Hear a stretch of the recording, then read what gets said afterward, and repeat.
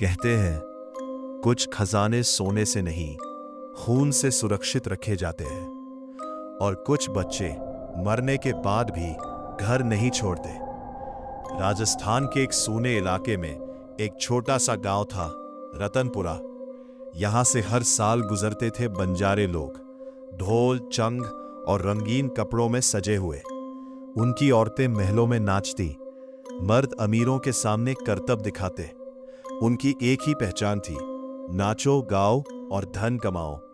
लेकिन गांव वालों को हमेशा एक बात अजीब लगती थी, ये बंजारे कभी गरीब क्यों नहीं होते।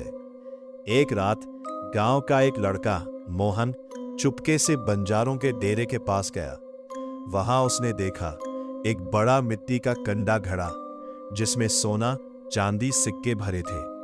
लेकिन असली डर अभी बाकी था। 4 बंजारे एक छोटे बच्चे को पकड़ कर लाए। बच्चा रो रहा था, मुझे छोड़ दो, मैं घर जाना चाहता हूं। उनमें से एक बूढ़ा बोला, ये अब घर नहीं जाएगा, ये अब हमारे खजाने का रक्षक बनेगा। और फिर उन्होंने उस बच्चे को जिंदा ही उस कंडे के साथ जमीन में दफना दिया।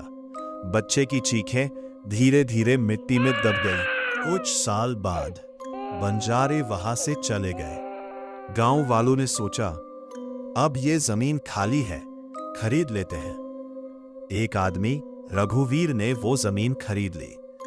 उसने वहां अपना घर बनाना शुरू किया। लेकिन जैसे ही खुदाई शुरू हुई, पहली अजीब घटना हुई। मजदूरों को नीचे से रोने की आवाजें आने लगीं। मां, मुझे बाहर निकालो। सब डर गए। रघुवीर बोला, ये सब वहम है, काम करो। रात को रघुवीर की पत्नी सीमा ने देखा, घर के आंगन में एक छोटा बच्चा खड़ा है, पूरा शरीर मिट्टी से भरा हुआ, आंखें पूरी काली।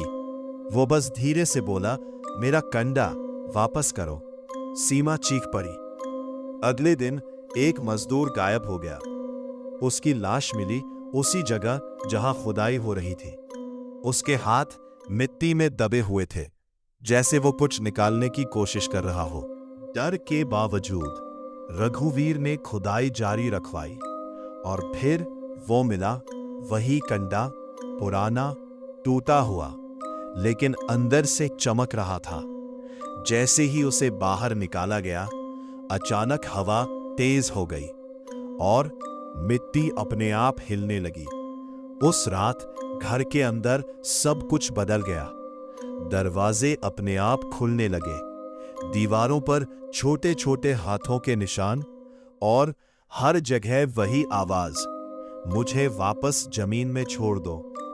गांव का एक बुजुर्ग आया, उसने सब सुना और बोला, तुमने बहुत बड़ी गलती की है। ये बंजारा खजाना है और ये बच्चा अब इंसान नहीं रहा, ये अब रक्षक है। बुजुर्ग ने कहा, अगर बचना चाहते हो तो कंडे को वापस उसी जगह दफना दो। रात को सब मिलकर कंडा वापस दफनाने गए। लेकिन जैसे ही गड्ढा खोदा, वहां पहले से ही एक छोटा कंकाल पड़ा था और उसके हाथ अब भी कंडे को पकड़े हुए थे। अचानक वो कंकाल हिलने लगा और धीरे धीरे खड़ा हो गया। उसकी आंखों में गुस्सा, दर्द और बदला था। तुमने मुझे जगाया, अब कोई नहीं बचेगा। एक एक करके सब लोग गायब होने लगे। चीखें, खून, अंधेरा। कुछ दिन बाद गांव वाले जब वहां पहुंचे तो घर पूरी तरह खाली था, लेकिन आंगन में एक नया कंडा रखा था और उसके अंदर कुछ चमक रहा था। और नीचे मिट्टी में से फिर वही आवाज आई, अब मैं अकेला नहीं हूं। कुछ खजाने कभी नहीं खोले जाने चाहिए, क्योंकि उनमें सिर्फ दौलत नहीं, किसी की आत्मा कैद होती है।